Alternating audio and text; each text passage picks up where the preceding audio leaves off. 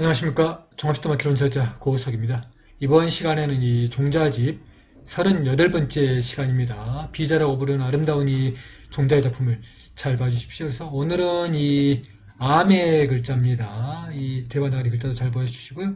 이렇게 암, 이 천고 내음과 보현모사를 이렇게 이 표현을 했습니다. 그리고 그렇게 또 어렵지 않은 글자다 보니까 한번 써보겠습니다. 해서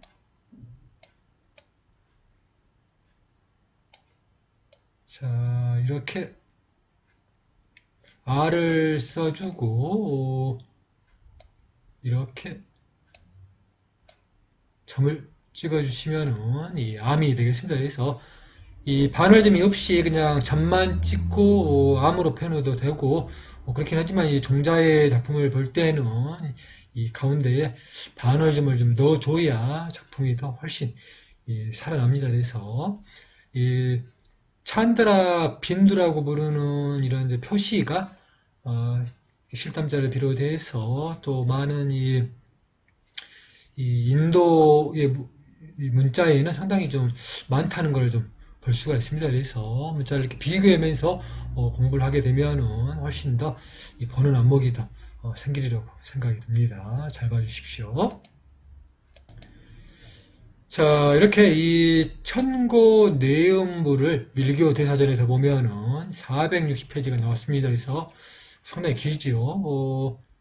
이 D에서 끊으시고 디부야 두 이렇게 눈두에서 끊어주시고 B에서 끊어주시면 됩니다. 그리고 매에서 끊어주시고 그아에서 끊어주시고 니에서 끊어주시고 이 한자가 이제 르 구호까지가 하나의 글자입니다. 그리고 샤에서 끊어주시면 되겠습니다. 그래서 이 글자가 길지라도 어떻게 글자가 조합이 되고 어디서 끊어진가를 알게 되면은 그렇게 어렵지가 않습니다. 그렇기 때문에 또 많은 연습을 하시고 또 많이 봐주시면은 큰 도움이 되리라고 생각이 듭니다. 그래서 자, 글씨가 상당히 긴 관계로 위아래로 좀 써보겠습니다. 그래서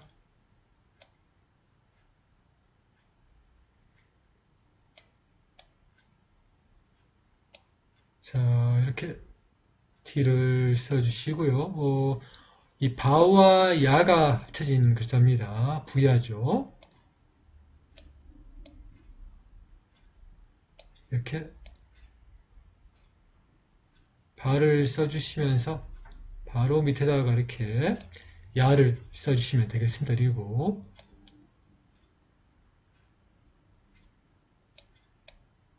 다를 써주시고 단음에 우 표시를 해주시면은 이렇게 두가 되겠습니다. 그리고 나와 두가 합쳐진 글자입니다. 나를 먼저 써주시고요. 아래쪽에다가 똑같이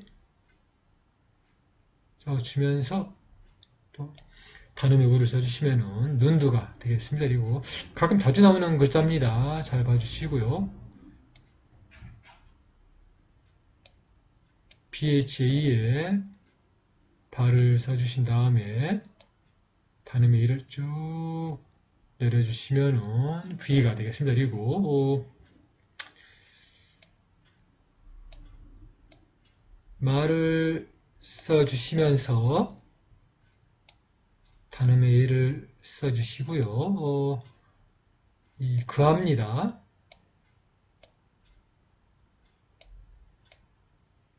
이 G와 H가 합쳐진 글자가 아니라 이 그아라는 단독에 잠모가 있다고 보시면 되겠고요. 자, 나를 써주시면서 단음의 이를 왼쪽에서 쭉 내리시면은 니가 되겠습니다. 그리고 라가 이 그와 결합된 글자니까 먼저 라를 먼저 써주신 다음에 아래쪽에 그아를 써주시고 단음의 에와 또 단음의 장음의 아를 써주시면은 그어가 되겠습니다. 그리고 이 사자 밑에 점이 붙은 샤니까 달팽이처럼 말아주시면서 글자를 써주시면은 이 샤가 되겠습니다. 그래서 이 비드야 둔비, 둔두비, 이 둔두비, 이 메가 니르 구오 샤 이렇게 읽으시면 되겠습니다. 그래서 이 끊어주면서 글씨를 보면서 이 글씨에 대한 그 발음과 또 알파벳 표기들 이렇게 병행해서 공부를 하시게 되면은 훨씬 쉽게 이해가 됩니다. 자, 그리고 보현보살은 이 밀교 대사전에 이 1640페이지가 나와 있습니다. 이 사만타 부하드라죠.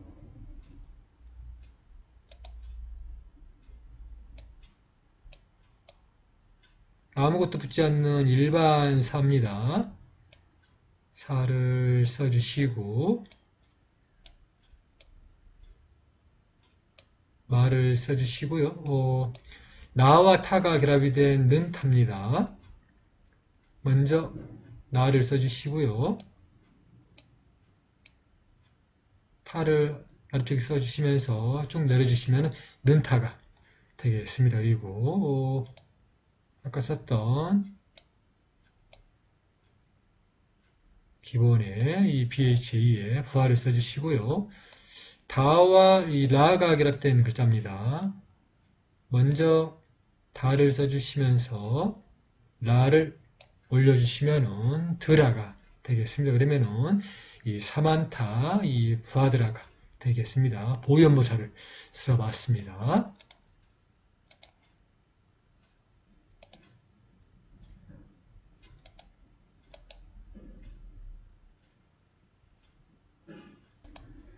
자, 암의 글자를 또 다양한 문자로 한번 써보도록 하겠습니다. 그래서 자, 이렇게 데바나가리의 글자 이렇게 똑같이 이 아의 글자 위에 이렇게 이 찬드라 빈두를 이렇게 써줬습니다. 보통 이제 점만 찍어도 되는데 아무래도 이제 종자의 작품이다 보니까 이렇게 찬드라 빈두에 이 작품을 써줬습니다. 그리고 또 문자에 따라서 찬드라 빈두가 없는 경우도 있습니다. 그럴 때는 이렇게 점만 찍어도 됩니다. 그래서 이 다양한 문자에 따라서 약간의 표기법들이 다르고 실담자나 대바나가리처럼 이렇게 완벽하게 그런 표기법이 또 다른 문자에는 또 많이 좀 부족한 경우가 있습니다. 인도권에는 그래도 좀 쓰기가 좀 편한데 동남아시아라든지 좀 더 남쪽에 인도 남쪽에 또 태평양에 가까운 그런 섬들에 가까운 또 문자들은 상당히 더 표기법이 더 단순해지는 것을 또 알 수가 있습니다. 대신 좀 발음이 좀 복잡합니다. 그래서 상당히 좀 많은 연구가 필요합니다만 지금은 이제 문자를 비교해보는 단계라 완벽한 문자를 우리가 이제 구현하려고 그러면은 또 많은 노력과 또 공부가 필요할 것 같습니다. 자, 다음으로 이제 인도에서 쓰는 이 도그리 문자입니다. 약간 우리 실담자의 하 모양과 비슷한데, 실담자의 하가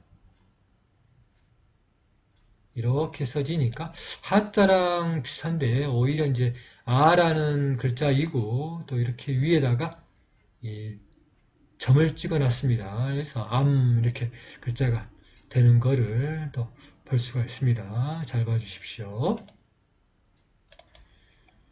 자, 다음으로 이 몽고에서 이렇게 또 산스크리트, 특히 버머를 표기할 때 많이 사용이 되는 문자로서 소연부라는 문자가 있습니다. 또 세경포 자모라고도 부르기를 하는데 아무튼 이 소연보 아래쪽에 이 동그라미 밑에가 이 기본의 아자의 글자라고 보시면 되겠고요. 위에가 이렇게 암의 글자, M자 밑에 점에 있는 이 음가가 위에 점으로 이렇게 동그라미로 표기가 됩니다. 그래서 이 몽고에도 상당히 또 문자가 많습니다. 우리가 이제 지금은 이제 이 키릴 문자를 쓰고 있는 이제 몽골 현대 문자가 있지만 아무래도 전통 문자는 또 굉장히 가짓수도 많고 또 필체도 많기 때문에 이 상당히 좀 어려움이 많긴 합니다만은 그래도 현대 과학의 도움을 받아서 공부를 하다 보면은 하나하나씩 또 그런 문자를 또 이해하지 않을까 생각이 됩니다. 그래서 아름다운 이 소음보 문자를 잘 봐주십시오. 암입니다.